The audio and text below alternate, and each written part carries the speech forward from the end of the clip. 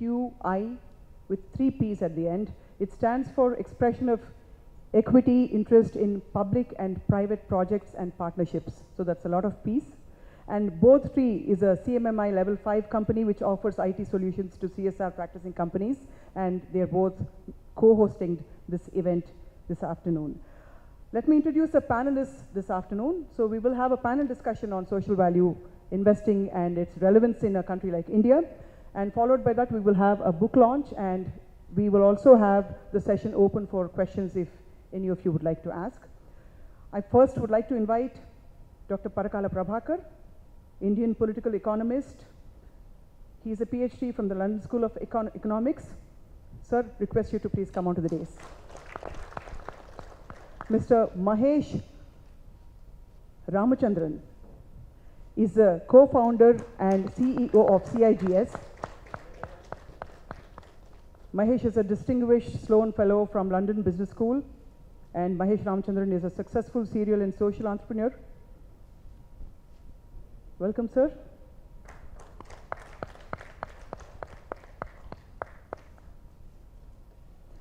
I invite Mr. Mayurpadi Narendra, former CMD of IOB and Board of Directors of Mahindra Group of Companies. He heads the CSR initiatives of the Mahindra Group. Welcome, sir. He's been a banking veteran and has worked as General Manager, Corporation Bank, Executive Director, Bank of India, CMD, Indian Overseas Bank, and he's currently Board of Directors on one of the most reputed companies, including Mahindra Group of Companies. I also would like to invite Mr. Dayanivas Sharma. He is from the Central Council. He is one of the Central Council members of ICAI, and yeah, he's a South India representative for ICAI, and he is unable to make it. He's not yet here, so he may join us a bit later. I also invite Mr. Ramakrishna, Managing Director of Both Tree Consulting Limited. And of course, I must invite the moderator who needs no introduction, launcher to all book lovers, Mr. Sriram Curry, Hyderabad, including that of Karan Thapar, Sanjay Baru and Shashi Thurur. But we will have a lot of engaging questions coming up from Mr. Sriram. And his novel, The Autobiography of a Mad Nation, was longlisted for the Man Asian Literary Prize in 2009. His first book, The Spiritual Supermarket, was published by Mosaic Books for the Indian subcontinent in 2007. Sriram Curry comes with a wide background as a journalist. He's worked with the Indian Express, and he's also worked with the Deccan Chronicle, and he's here today to moderate this panel. So before we start the panel discussion, I'd like to invite a special guest who is actually very apt to be. We have Mr. Pitani Satyanarayana, former Minister of the State of Andhra Pradesh, who was also the founder minister for the esteemed Arogyasri program. And as we all know, Arogyasri has impacted the health sector in a great positive manner and offered actually almost a similar solution many, many years ago. So with great respect, we welcome Mr. Pitani Satyanarayana to please come onto the dais, the panel.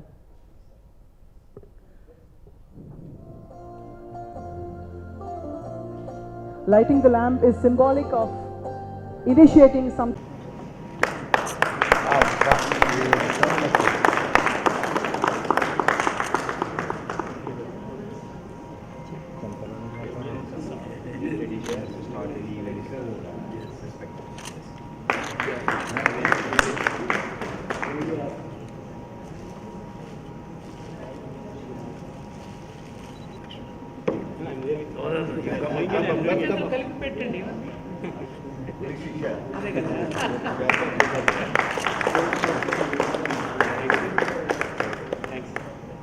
Journey as an entrepreneur, traveled across the globe, I understood various social and corporate culture. Later, my 25 years of journey as a politician, I got the privilege of being a part of many successful government welfare development schemes. As Swapna mentioned just now, He was one of such great schemes introduced by the then Chief Minister, late Sri Y.S. Rajshekar Reddy. With a broad future vision, not only the citizens but many corporates also got benefited with the Arogyasri scheme. I have seen many other public-private partnership projects in my different tenures.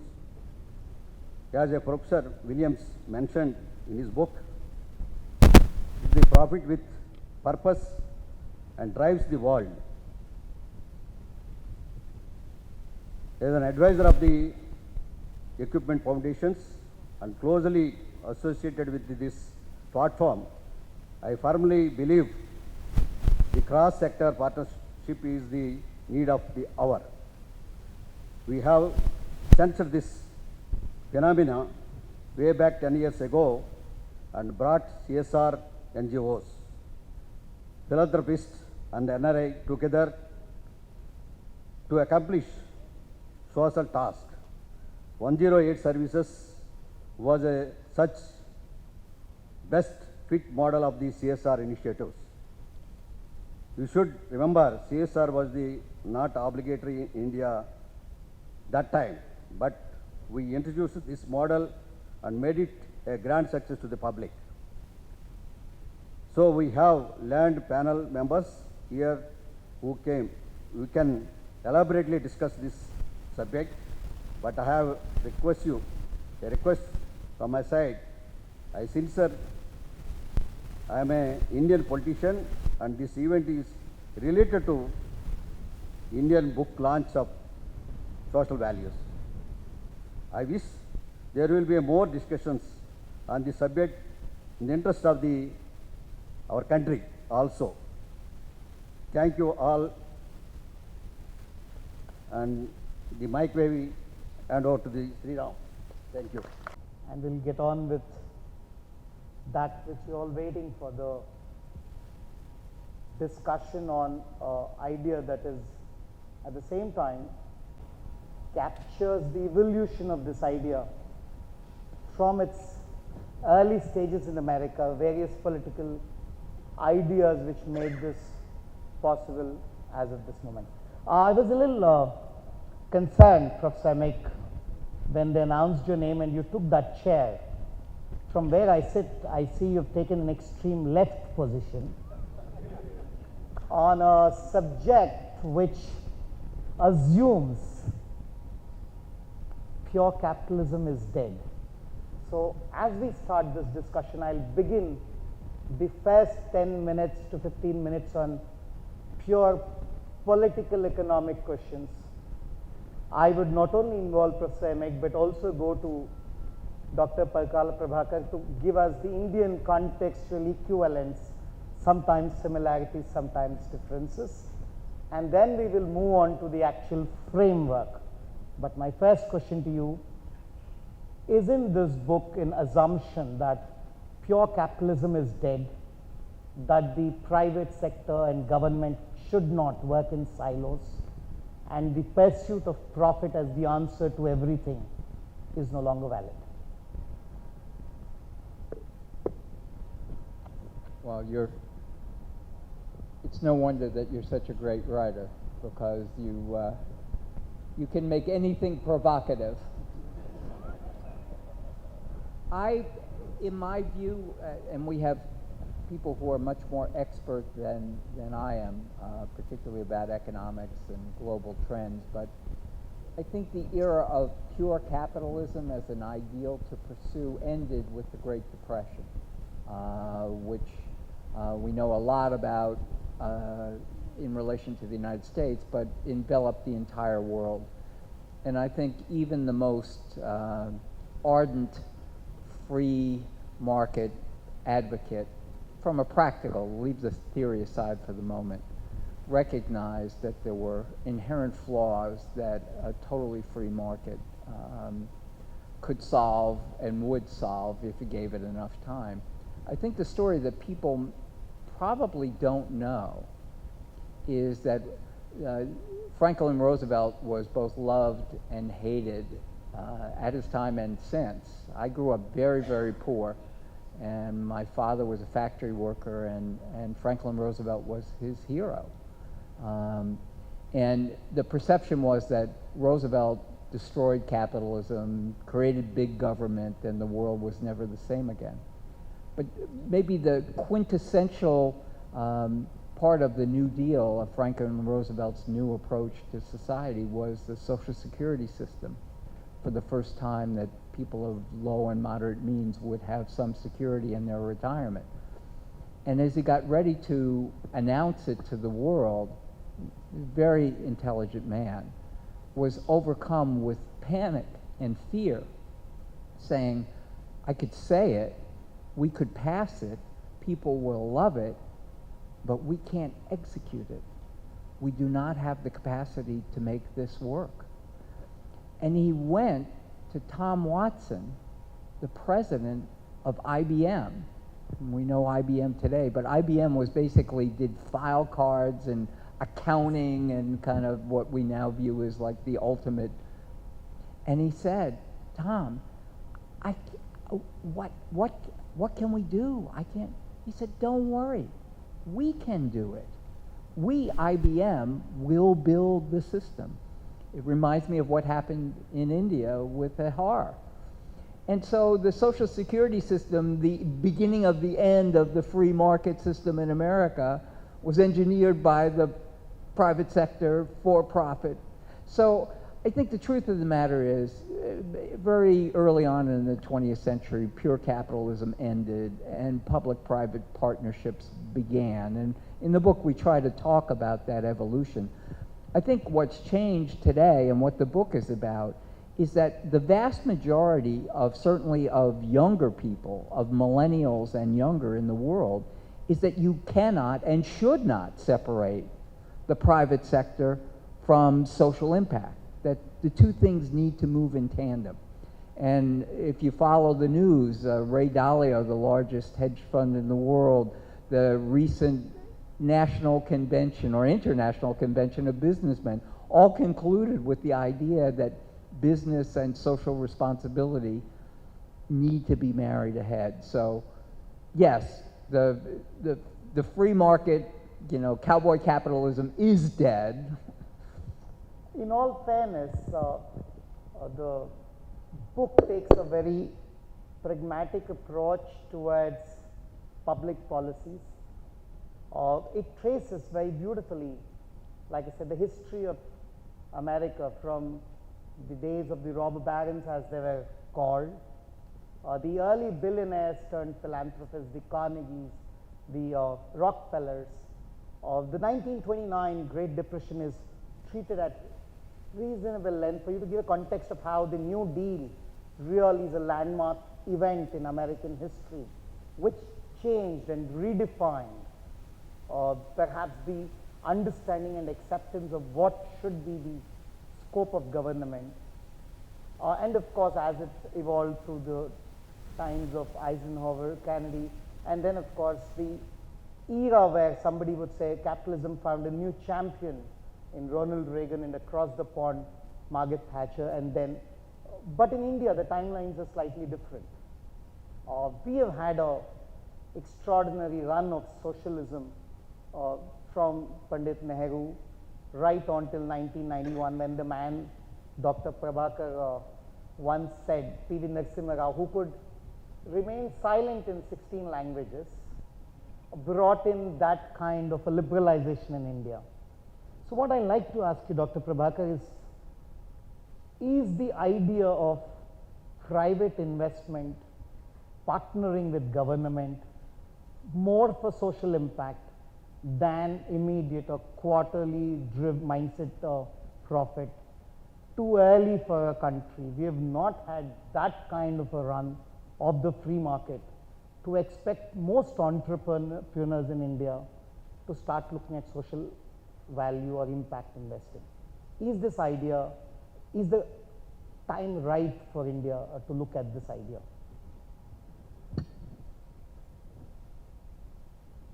Thank you, Sriram. Sriram, I should start by making a confession. The confession is that I have actually read the book.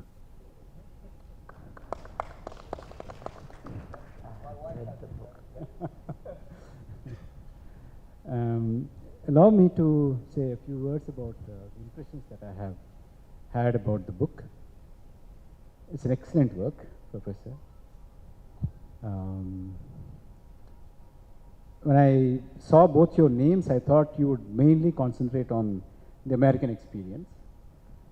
But contrary to my expectations, you have looked at many cases across the world, and very insightful.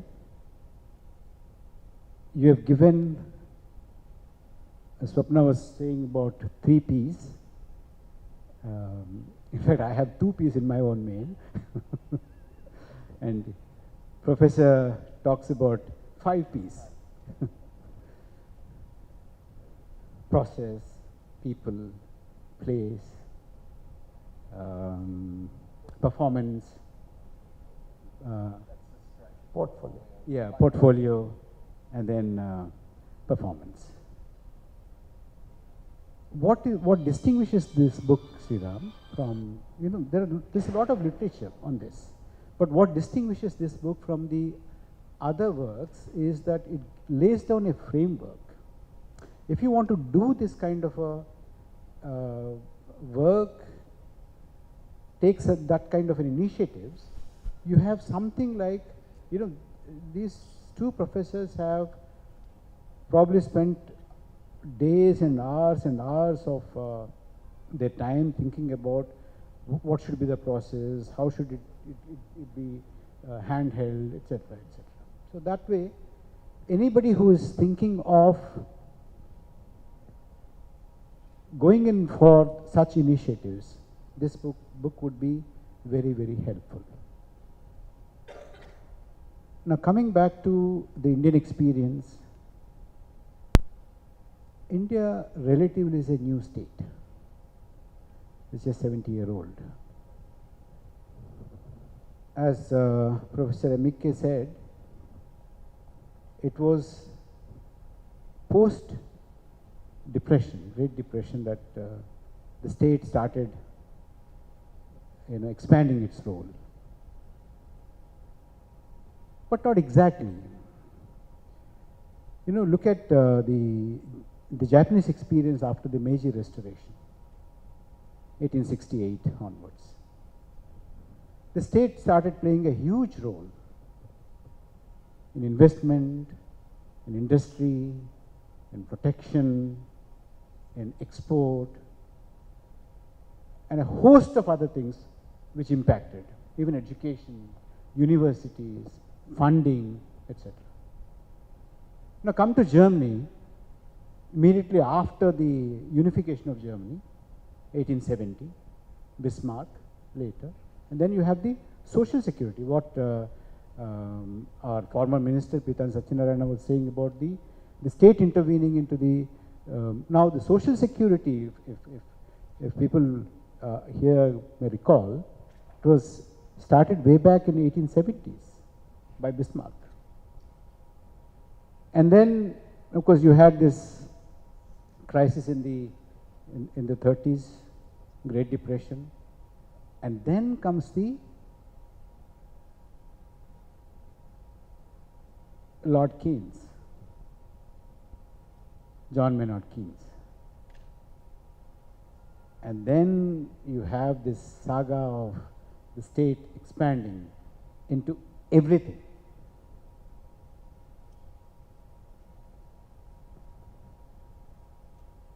So much so that immediately after that you have the Beveridge Report in the UK.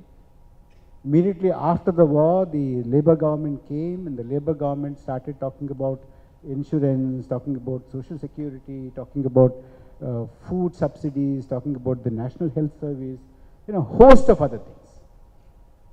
We have full expansion of state. Now, there are scholars who have seen these things as the first revolution, the second revolution, the third revolution, the fourth revolution now. I'm not talking about the fourth industrial revolution. I'm talking about the process by which the state has been defined and redefined successively. There were times when people were very disgusted with the state because of its inefficiencies, because of its red tapeism, because of its delays, because of its political interference with market forces, etc. But tell me honestly, has there ever been a perfect capitalist system ever on the globe? Has there ever been a perfect competition? It wasn't there. Always there was some kind of a state intervention, you know, starting from the corn laws, you had all this. But then, the kind of domains that the state has got into, the government has got into, after the Second World War especially, has also produced a huge reaction against it. So much so, you had Milton Friedman and other people. I believe Milton Friedman once said, you know, the government is such that you put government in charge of the Sahara Desert, and in 5 years you will have sand scarcity. That's the kind of opinion that people had about the government and the government involvement in the economy, involvement in so many other things. But you see, if you want me to say something about the Indian experience, we as an independent state came into being in 1947, immediately after the end of the World War. The context was the world was divided into two camps, and there was no capital. Capital formation was very low. Literacy rate, I think, was about 12%. You won't believe, people don't even remember. India, when it got independence, the literacy rate was just about 12%. So in that context, the government had to do everything. It has become a Ma-Baap government. Today, say for instance, look at Hyderabad. Hyderabad is Hyderabad today because in the 60s we had IDPL, we had BHEL, we had a host of public sector undertakings which created infrastructure, which created employment, which created it. And after that, when the private capital formation had started, then you had the other things coming in. So, historically speaking, what Britain went through after Second World War, what Germany went through, what Japan went through, and immediately after depression, what the United States had gone through, India has embarked on the same kind of a path, and immediately after the World War II, the general economic ecosystem, the thinking, economic thinking was for the state to do everything. So much so, we got into even making bread. We had modern bread. The interventions about cooperative farming, bringing in the peasant, bringing in cooperative banking, cooperative industry, cooperative manufacturing, did not take off because everybody started looking at the government. So that has been the experience. Now today, lots of changes have taken place, especially after 1991. We all realize that the government is not an efficient agency to deliver. And now we have realized, we have gone back to, the kind of civil society initiatives that used to happen before independence and even before the colonization. You had no government school before we were colonized. There was no government university before we were colonized. There was no government-run places for resting like chowdhuries. It was all done by the civil society, by the businesses, by big people, philanthropy, rich people, etc., etc. Then itself, we had realized there is a nyaya in Sanskrit. Nashtasva dagdha radha nyayam. Nashtasva dagdha radha nyayam. Two people set out on a journey. They went. After covering a bit of a distance, they rested for the evening. They went into the chowdhury. They slept. They came out in the morning. When they came out, one person saw his horses were missing. The other person found that his chariot was burnt down. Dagdharadha, Nashtasva. What did they do? Oh, my chariot is burnt, but I have my horses. You don't have horses, but your chariot is all right. So, harness your horses to my chariot and we can continue the journey. Today, India and probably the rest of the world is at the cusp of this Nashtasva Dagdharada Nyayam, where government is inefficient, bring the private sector, bring the philanthropy, bring in other partners, do the cross-sectoral synergies, bring them all together and go ahead. So, now the book is very timely, Sriram, that it gives us a framework, it gives us the entire 5 stages of how do we handhold, and Indian case studies, yes, they have dealt with one, but they could have dealt with many. In fact, a huge, full volume about Indian experience, I think it merits their attention and anybody's attention. So, with this kind of a background in India, I think this framework, I think, is going to be extremely helpful. Thank you so much, Dr. Prabhakar. I'm very well aware that we should not let this become a Keynes versus Friedman discussion, inflation versus shortfall of demand leading to a recession. We're not getting there at all. The book does not intend to. What, as I've emphasized, it does is look at case studies, looks at real life incidents at different levels. To confess, Dr. Prabhakar, then I have read the book, and you know, the Aadhaar case from India, the analysis of Brazil as an example of, or the failure in the Summer Olympics in Rio de Janeiro. The book has a lot of evidences. It doesn't say it's final. It says it's a dynamic work in progress model, willing to look at newer examples, newer data, and newer insights as they come. But the two professors also warn us of a context where it's possible for governments to become big without being strong or effective. A quick example, the book begins in the extraordinary transformation of the Central Park of New York. So I began reading your book in a park close to my house. Some of you might know about this park. It's a great example of PPP that I kind of have an issue with the thought.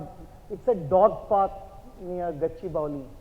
It's a partnership between the government, the private sector, the non-profit, and the real estate industry of Hyderabad. They all came together and made a park close to my house for the dogs. The only stakeholder who has not yet been introduced to the park so far is the dog. And I wonder, if it starts deteriorating, you can't even say it's gone to the dogs. So there will always be those who will doubt the context of government-private collaborations across. So my 3 quick questions to you, Prof. Eimicke. Do you find certain sectors as being better suited for the coming together of government, private, non-profit, like some would say education, poverty alleviation or delivery of welfare, or healthcare, as opposed to others? Is there not a fear of too much coming together of government and private sector together, leading to that kind of corruption which created the political anger you talk about? You said Trump, you said Brexit, you did not say, but some people in India would say the anger that propelled Prime Minister Narendra Modi to that kind of a position against the previous government, which was seen as, what is the word, cronyism or crony capitalism. I don't agree with the term, but cronyism. So is there that fear of corruption? Are there some sectors naturally suited for it? Would you warn against going for PPPs or coming together of government private in some areas? And most significantly, why do you not think it's enough for a purely free industrialist making billions and then giving back to society? And your own co-author's grandfather is a kind of example, that revolutionary announcement, not a part of my wealth, but everything I've earned back to society. Is it enough? And I do recall the phrase you said, just because we're doing good does not mean we can't do more. So, your reflection, sir. That's a book in itself. I'll try to be quick.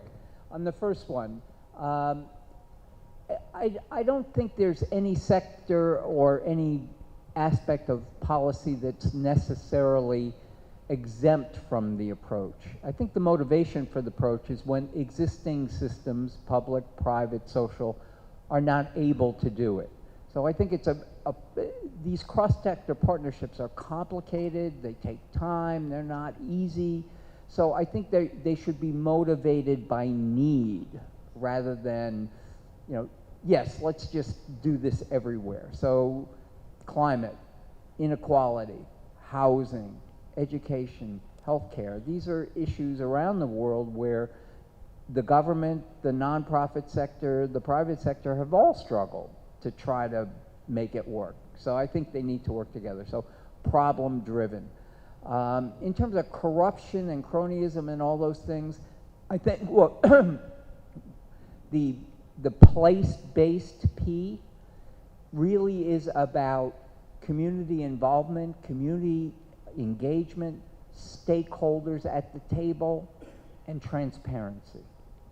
So that's the guarantee, I think, if you have that you won't have the corruption. In fact, I would hope, and I see, for example, the Adhara approach, which is a multi-sector approach, is actually controlling corruption that existed before when the programs were entirely government. So I think yet, as you say, the Olympics in Brazil, we have a good case from Brazil and a bad case. And the bad case is the Olympics, and the reason why it was bad is the deals were made in private with the public officials and the leading corporations, no transparency, no public involvement, secrets about what the deals were. So I think it can be dealt with, but it takes work. But I think there's enough reason to believe that this is an approach that can work, that has worked, and will work again. The next question. Before I go to the next question, I'd like to ask all of you a question in the audience. One of the key thoughts here is, do you invest for profit? And if it were some such thing as being oblivious to social concerns of sustainability, versus would you take a hit on your next quarterly top line and bottom line and invest for social impact. Yes, the millennials want it, but they're not yet in control. He talks about how $60-odd billion, $1 trillion of wealth would transfer to the next generation in the next 3 to 4 decades, but they're still away from policy making. So I'd like to ask all of you this. I'll just ask a question, you can raise your hand as a vote. How many of you believe business should be done only for profit? If you believe it, raise your hand please. How many of you believe business should be only for profit? Thank you. How many of you believe business should be for social impact and profit? How many of you are willing to forego your profit, your returns, to make a social impact and a long-term benefit? This is a problem when you ask people to vote and not have ink on their fingers. They vote more than once and then you don't know what to do with the data. But everybody here by and large seems to believe that social impact is good. Ironically, I'll quote you John Maynard Keynes and say, in the long run, all the investors would be dead, sir. How do you tell investors of the day to keep the long term over the short term? I think this is a false accounting here. The assumption is, right, that business makes a profit after accounting for all the costs, but that's not true. So ExxonMobil makes a huge profit, but it is externalizing the destruction of the environment to the rest of us, and that doesn't go on its balance sheet.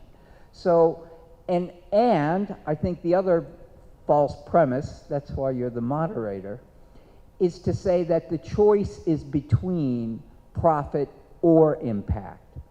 The reality, I think, is that potentially in areas like healthcare and education, the social impact can, in the long run, actually make money, not just for the partners, but for society as a whole. Providing affordable health care to everybody will actually grow the global economy. Creating quality education for all will grow the global economy. So I think we need a better world accounting system. You know, after the Great Depression, we created safeguards so that when you invested in a company, you would have audited statements that would tell you whether or not they were lying about their profits. And it doesn't always work, but it's pretty good. I think all we're suggesting is maybe we need to expand that accounting to not only talk about positive social impact, but maybe negative as well. So it's not simple, but I would argue it's not a choice between profit and impact. I think the two can move together. I think he deserves a big round of applause from all of you. The one thing I picked from your book, slightly tangential, was this observation that the rate of innovation is falling in the world, that the scope of disruption we will see would perhaps come down. And you also warn us that a mindset of placing technology as a premium panacea which can deliver solutions is not valid, that leadership and community participation is as crucial. This is particularly significant for Hyderabad. I won't take names or make hints, but certain political leaders have believed technology is the key that will open all locks in the past and in the present. So please expand on this warning of yours, not to be swayed by a tech utopian Californian dream, but believe technology is just one component. Well, just quickly, I wouldn't want to underestimate the value of technology. I mean, we all now walk around with these little machines in our pocket that have more power than all the computers that put the first moonshot on the moon and back. So the power and the opportunity of technology is enormous. But as Professor Christensen from Harvard said 20 years ago, I think sometimes we confuse technology as the innovation, where, as he argued, technology is the mechanism, like the platform, where we can make the innovation useful. So it's how the technology is applied, not the technology as the magic alone. And I would argue, particularly for poor communities, disadvantaged communities, technology is potentially the most beneficial thing in the world for them. They can provide, in large places like India and China, world-class education and world-class healthcare that will never happen, would never happen, did never happen through the traditional bricks and mortar, let's build a school, let's create the teachers, let's bring, doing that to 3 billion people, I don't think is possible. But using technology to bring the best doctors and the best teachers to every place in India or every place in China, that is possible. So it's, I don't want to, we shouldn't badmouth technology. We should put technology in the proper place, which is an enormously powerful tool that it's up to us to figure out how to use properly. Thank you so much.